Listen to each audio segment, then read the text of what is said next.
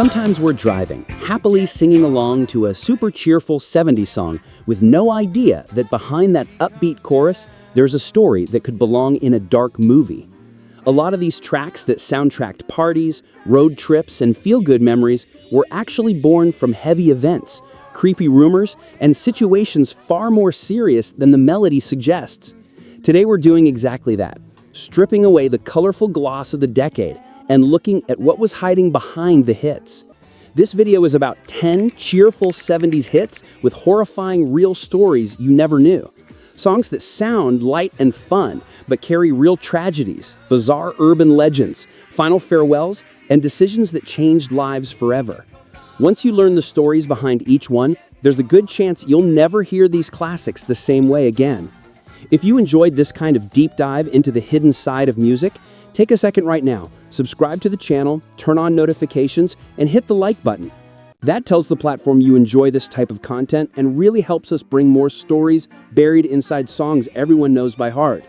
The goal here isn't to ruin your nostalgia, but to expand it. Each of these songs has already been the soundtrack to some light moment in our lives, a party, a relationship, a childhood afternoon, or an improvised karaoke session. But behind the lively arrangements and catchy hooks, there are injustices, losses, silent grief, and rumors so strange that for years they fueled theories and unease in anyone who decided to dig deeper. So, put on your headphones, turn up the volume, and get ready to revisit the most colorful decade in music with a very different perspective. We're starting with a funk track that sounds tailor-made for the dance floor, but became one of the strangest and most unsettling legends in studio recording history. Number 10, Love Roller Coaster, Ohio Players, 1975. Back in the 70s, Love Roller Coaster was basically a guaranteed ticket to the dance floor. Fast funk groove, blasting horns, a driving bass line, the perfect party vibe. Nobody was thinking about anything dark when this song came on. You just got up, started dancing, and let the beat take over. The track appeared on the 1975 album Honey and hit number 1 on the U.S. charts in early 1976, cementing Ohio Players as one of the era's essential funk bands. What's interesting is that the idea of a love roller coaster didn't come from some cute romance, but from a pretty intense moment. Band members have said the inspiration came from a rough flight in a small plane, flying through stormy weather and suddenly dropping in the air. That stomach-dropping fear, mixed with relief, became a metaphor for a relationship full of ups and downs, wrapped in a groove so infectious that people forgot about everything else. Right in the middle of all that feel-good energy, there's one detail that obsessed listeners for years: a strange, high-pitched scream that pops up in the background just before the second verse. Fans started swearing that it wasn't just a studio trick, but a real moment caught on tape. The urban legend exploded. People claimed a woman had been attacked in or near the studio and that her scream had been accidentally recorded and left in the final mix. As time went on, the story kept mutating. Some said the victim was the model from the Honey album cover, Esther Cordette, whose career had supposedly been ruined by the photo session or who had been attacked afterward. Others insisted it was a girlfriend, a neighbor, or a studio worker, always described with dramatic detail, but never backed up by real evidence. The band's explanation is much less grisly, but still memorable. According to drummer Jimmy Diamond Williams, the scream came from keyboardist Billy Beck, who did one of those inhaled high notes to hit the top of his range, like singers known for sky-high registers. A California DJ supposedly joked on air that someone had been attacked to get that sound, and the comments spread, repeated on national radio shows until the murder scream rumor became part of the song's mythology. Instead of shutting it all down immediately, Ohio Players chose to stay quiet for a while. They later admitted that the silence helped keep the mystery alive and, not coincidentally, helped sell more records. The tales about a studio crime, the cover model, and the ghostly scream kept circulating for decades and even got referenced in movies about urban legends. In the end, the truth is far less brutal, but the effect is still there. To this day, Plenty of people hear Love Roller Coaster and feel a chill when that scream hits, no matter how joyful the groove sounds. A song built to heat up any party ended up tied to one of the strangest stories in 70s music. And if a simple rumor can twist a dance floor anthem into something that feels like a campfire ghost story, the next track shows how a light, breezy melody can hide a relationship on the brink behind an apparently playful chorus. Number 9. Escape, the Pina Colada Song by Rupert Holmes, 1979. If you like pina coladas. At first glance, it sounds like the perfect soundtrack for a tropical romantic comedy. Laid-back vibe, a super catchy chorus about pina coladas, rain, and secret meetups. It feels like the kind of song you'd hear in a beach bar, with everyone laughing and not a worry in sight. But the story underneath is anything but cute.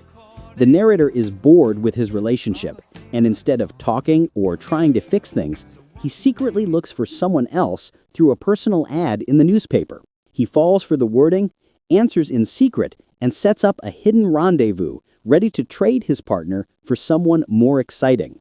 When he shows up at the meeting point, here comes the twist. The person behind the ad is his own partner. They laugh it off, but it's a pretty bitter joke because it means both of them were ready to walk out and cheat without saying a word to each other. Behind the easygoing melody and fun chorus, what the song really shows is a relationship falling apart, where both sides were trying to escape and just didn't manage to find anything better than what they already had at home. And there's one more detail that makes it even more interesting. The same songwriter, Rupert Holmes, also wrote Timothy, the song about trapped miners, and a much darker outcome than you'd ever expect from a radio hit. So even when he seems to be writing something light, there's almost always a twisted edge hiding in the story. In the next track, that dark side stops being a metaphor and steps into a much heavier scenario. Of a favorite song. So while she lay Number 8. Timothy by The Boos, 1970-1971. If you listen without paying attention to the lyrics, it sounds like a pretty standard early 70s pop rock tune. Simple melody, easy chorus, almost innocent vibe. But underneath that harmless sound lies one of the most disturbing stories ever smuggled into a radio hit. The song tells the story of 3 men trapped after a mine collapse. When it's all over, only 2 of them walk out alive, and no one really explains what happened to the third, Timothy. The clues in the lyrics suggest that in the middle of hunger and desperation, they may have resorted to an extreme survival choice involving their missing companion, something many listeners read as a very dark act. That storyline wasn't an accident. The songwriter created Timothy specifically to shock people. The plan was to write a lyric so controversial that radio stations would argue over whether they should play it or not. And of course, that's exactly what happened. Some stations banned it, others spun it because of the buzz, and the result was a charting hit built on a deeply unsettling premise. The contrast is what makes Timothy so unnerving. The music is light and straightforward, but the subtext is dark enough that a lot of people only realize what they've been singing after a few listens. And if this track hides horror inside a survival tale, the next song drags the drama straight into a family living room, turning a sugary-sounding chorus into the backdrop for a full-blown teenage tragedy. Number 7, Run, Joey, Run by David Geddes, 1975. every night, the same old dream. On first listen, it sounds like just another over-the-top 70s ballad, full of emotion and a stick-in-your-head chorus, almost like a soap opera in song form. What a lot of people don't notice right away is that this track is a full-on teenage tragedy song, a young romance that spirals into disaster, yet somehow became a major chart hit. The lyrics center on Joey and Julie. Late at night, Julie calls in a panic, saying she's had a violent fight with her father about their relationship. He wants Joey to pay for what we've done, a line that, along with her promise of marriage, strongly hints that the two have been intimate and that she may be expecting a baby. Julie warns that her father is armed and begs Joey to run away, making it clear that things have gone way too far. Joey does the exact opposite. Instead of running, he rushes to her house, convinced he has to protect her. When he gets there, he finds Julie battered and crying, running into his arms for safety. At that moment, her father creeps up behind them with the gun, aiming at Joey. Julie tries to push him out of the way, but when the shot is fired, she's the one who's hit, collapsing with mortal wounds as she repeats that they were gonna get married. The way the song is arranged makes everything feel even more intense. There's a spoken intro, choral backing that feels almost operatic, and a chorus that pounds the warning, "Run, Joey, run," like a message that arrived too late. Under all that melodrama, you've got a story of domestic violence, implied pregnancy, and guilt, packed into under 3 minutes of pop drama that climbed into the Billboard Top 5 and convinced David Geddes to quit law school and return to music. That clash between syrupy arrangement and brutal outcome is what makes Run, Joey, Run so unforgettable. It sounds like a teen soap, but ends like a nightmare. And if this song brings tragedy straight into the family home, the next track shifts to something that feels almost like a modern ghost story, where loss, memory, and a distant call seem to ride together on the same haunting melody. Number 6, Wildfire by Michael Martin Murphey, 1975. He comes down from Yellow Mountain. On the surface, Wildfire sounds like a gentle piano ballad, the kind of track you might hear playing softly on the radio. Calm arrangement, pretty melody, almost dreamlike atmosphere. Even so, in 1975, it became a major hit, climbing into the top 3 of the US pop charts and reaching number 1 on the adult contemporary rankings, turning into Murphy's signature song. Underneath that softness, the story is much darker than it first appears. The narrator tells of a young woman in Nebraska who rides out into a blizzard searching for her pony, Wildfire, after it breaks out of its stall. Both girl and horse vanish in the storm and never make it back. Years later, the narrator is living alone in a harsh, wintry landscape, listening to an owl outside his window night after night and taking it as a sign that the girl, now almost a ghostly presence, is calling him. He believes his own end is near and hopes to join her and the horse, leaving behind his hard, sod-busting life. The song's origin makes it feel even more like a haunting tale. Murphy has said the Wildfire came to him in a dream during an exhausting period of work. He woke up and wrote the song in just a few hours. Later, he connected it to old ghost horse stories his grandfather told him when he was a kid. He's called it the song that blew his career wide open and noted that it has always appealed even to children, probably because it feels like a mystical Western ghost story set to music. Over time, Wildfire turned into one of those polarizing 70s tracks. Some listeners find it beautiful and moving. Others think it's corny, weird, or downright unsettling. A ballad about a dead girl, a dead horse, and a man quietly waiting to follow them. Humor columns have mocked it, while people like David Letterman have praised it as haunting, mysterious, and oddly lovely, precisely because of that mix of melancholy and beauty. So this calm, radio-friendly ballad is really about death, loneliness, and a hoped-for reunion on the other side, wrapped up in 3 minutes of gentle piano. If this track plays like a ghost story in the snow, the next song digs even deeper into the idea of farewell, a hit people sang with a smile, not realizing that the voice in the lyrics is already saying goodbye for good. Number 5, Seasons in the Sun, Terry Jacks, 1973-74. When all the birds are singing in the sky. For a lot of people, this feels like an almost childlike song. Simple melody, gentle mood, a chorus you can sing with a smile. We had joy, we had fun, we had seasons in the sun. But its roots are much darker. Seasons in the Sun is an English-language adaptation of Le Moribond, a song by Belgian artist Jacques Brel, whose title literally means the dying man.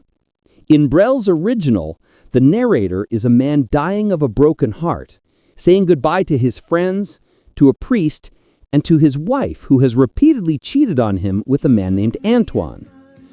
The lyrics mix irony, bitterness, affection, and a sharp sense of humor. There's nothing cute about it. When Rod McEwen translated the song into English, and years later Terry Jacks picked it up, Jacks felt that the existing version was too macabre and decided to rewrite a chunk of the lyrics. He drew inspiration from a close friend who was suffering from leukemia and eventually passed away. In the hit version, the narrator is still someone at the end of his life, but now he speaks more gently. First to a childhood friend, then to his father, and finally to a little one named Michelle, who can be heard as either a daughter or a great love. The betrayal and biting sarcasm of the French version are gone. In their place is a sad, almost peaceful acceptance of death. The result was a massive success. Seasons in the Sun hit #1 in multiple countries, sold millions of copies, and became Terry Jacks' only major solo hit. At the same time, critics and listeners later turned on it, calling it overly sentimental or even one of the worst songs ever, precisely because it wraps death and farewell inside a sugary melody and a deceptively cheerful chorus that people sang for years without really thinking about the words. In the end, this seemingly innocent sing-along is actually a slow-motion final goodbye. A narrator who knows his own seasons are over says farewell one by one to the most important people in his life.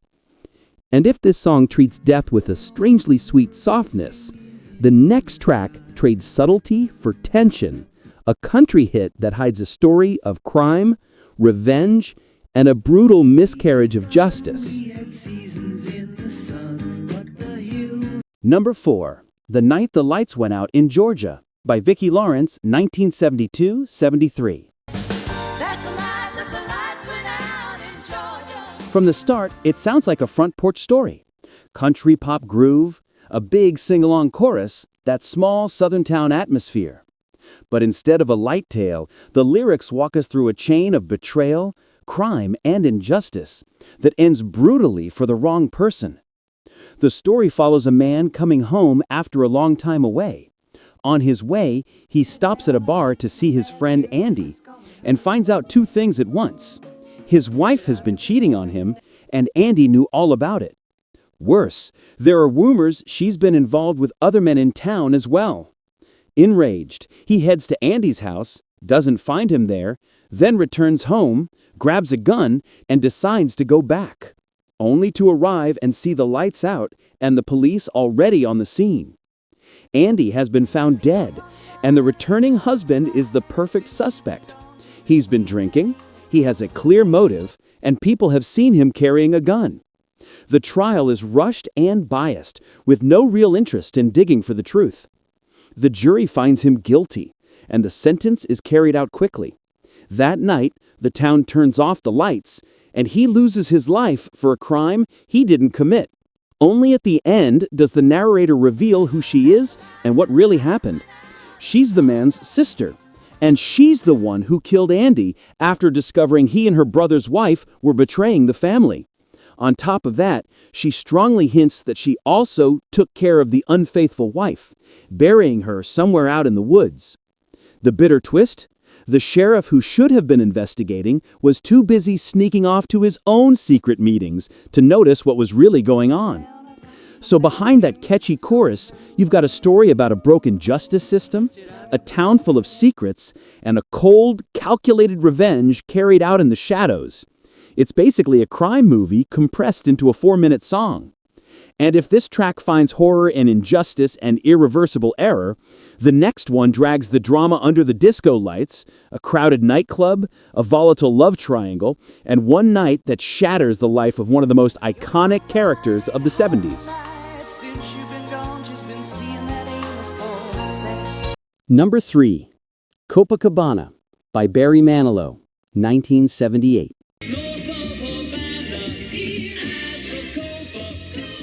If you only listen to the chorus, this song feels like pure party material. Congas, horns, a driving disco beat, and that unforgettable line, "At the Copacabana, the hottest spot north of Havana." Released in 1978, it climbed into the Billboard Top 10 and even earned Barry Manilow a Grammy, all wrapped up in bright, club-ready production. Behind all that sparkle, the storyline is much darker. The lyrics follow Lola, a showgirl at the Copacabana, and Tony, the bartender who loves her. One night, a flashy man named Rico shows up at the club, falls for Lola, and pushes things too far. Tony steps in, a fight breaks out, and in the chaos, a gun goes off. The song doesn't spell it out in graphic detail, but the image is clear. The floor is covered in blood, and Tony doesn't survive the night. After that, the song jumps about 30 years into the future. The club has changed. It's now a disco instead of the old Copa. The trends are different. The scene has moved on. But Lola is still there.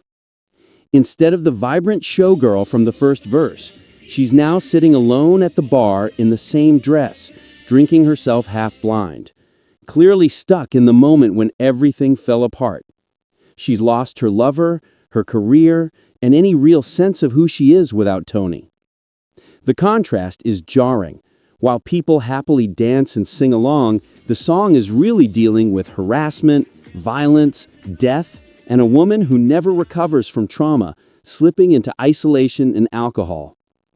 Over the years, critics and fans have increasingly pointed to Copacabana as one of the most tragic narratives ever hidden inside a dance floor classic. In the end, Copacabana isn't so much about a fun night out as it is about the cost of one terrible night that changes everything. The next time you hear that chorus at a party, you might remember that behind the imaginary glitter ball is a character who never moved on. And if this track plays out its tragedy under nightclub lights, the next song trades those bright colors for something colder. A look at how society can grind down a young mind until he barely recognizes himself. Number 2. The Logical Song, Supertramp, 1979.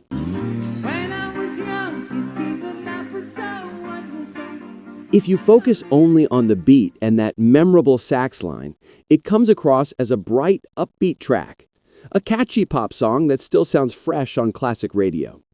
But underneath the hook, the lyrics are a heavy confession about how society takes a curious child and turns that person into someone confused, labeled, and a bit lost inside their own skin. The narrator looks back on childhood as a time that was wonderful, when everything felt magical and simple.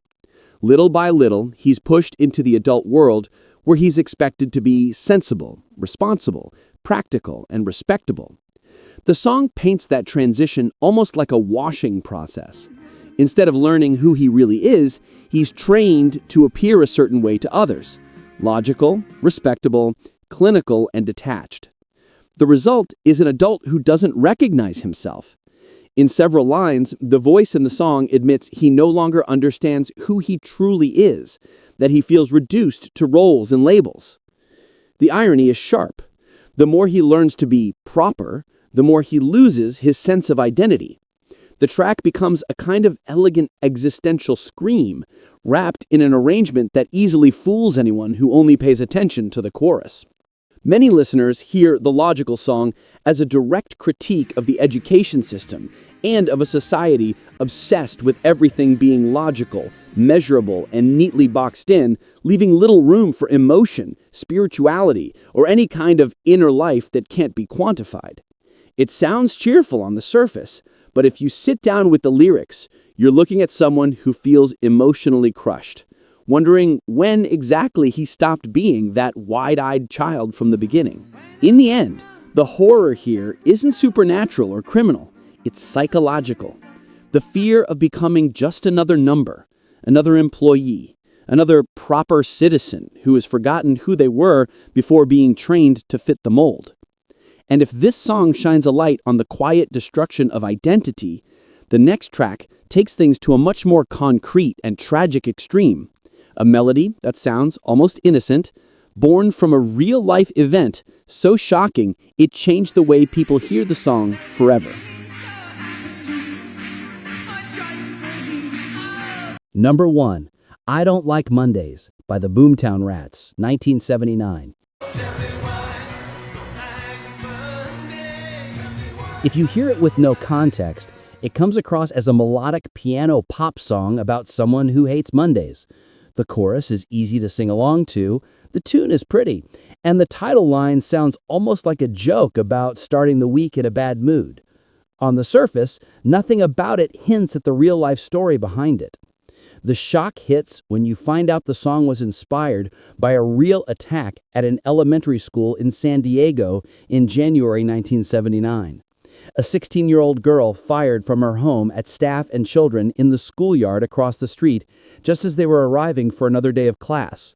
When a reporter asked her why she did it, she reportedly said, "I don't like Mondays. This livens up the day." That single line made headlines and eventually became the song's title. Bob Geldof, lead singer of the Boomtown Rats, read the story on a newswire while at a radio station and was disturbed by how cold the answer sounded. He began writing the song almost immediately. The lyrics aren't a tribute or a celebration. They're a bitter commentary on how an act of violence can be brushed off with a throwaway line, and on how the media can end up repeating that line over and over, sometimes with less attention on the people who were hurt. The reaction was intense. The song hit number 1 in the UK, but in the United States, many stations avoided playing it because of the sensitive subject and how closely it mirrored a recent real event. Over the years, Geldof has said he probably wouldn't write the song the same way today, given how often these tragedies keep happening and how painful they are for survivors and families. In the end, I Don't Like Mondays is the ultimate example of a song that sounds almost light, but carries one of the darkest stories of the decade. Once you know where it came from, that seemingly casual line stops being funny and becomes a deeply uncomfortable reminder of how violence can be treated with chilling detachment. And with that maximum contrast, soft melody, terrifyingly real background, our list reaches its peak. After going through these 10 songs, it's hard to listen to the 70s the same way again.